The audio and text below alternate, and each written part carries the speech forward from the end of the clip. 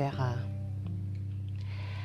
Magpa-party ka dahil sa wakas magpapahinga ang official Maldita. Pakailamerang ina.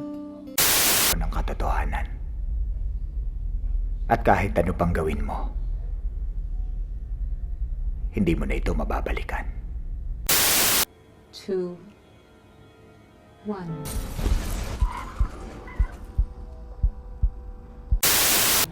Angeline, Mete. Adyang kapilan talaga, ala kang kwenta! Ikaw may Angeline ka na ako! Walang banwa, may parakul ka eh! Samantala ikaw, magpakanya mo kahit Amerikano mo! Tapos sabi mo, wala akong kwenta!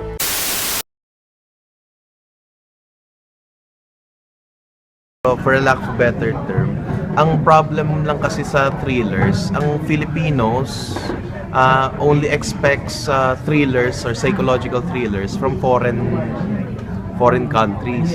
Dati gumagawa pa ng psycho-thrillers ang Filipinos, but that was a long time. Oh, Mike De Leon, Chito Ronyo. Ngayon hindi na masyadong gumagawa eh.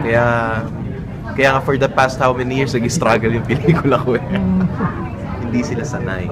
Pero nandyan naman yan eh, sensibilities naman ng Filipino viewers mataas eh. Kumbaga, i-introduce mo lang sa kanila, meron pala niyan. It's the fact that they're doing everything they can to promote this new wave. Yeah, parang yung mga parang mas excited pa nga sila dito eh. Kasi I think they're very excited and to showcase these kinds of films na hindi, I mean, not the usual. Ang hirap kasing mag-book independently ng mga commercial theaters. So I think with the boost and support na magagaling sa MMFF, so medyo dadali yung trabaho natin sa ganun. Napaka-surreal na bata ka pa lang, MMFF, something very big.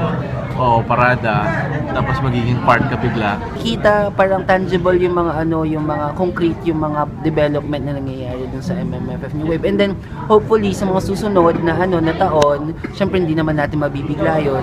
Sa mga susunod na taon, kung kakayanan natin na sumama kahit papaano or sumabay dun sa mga mainstream films.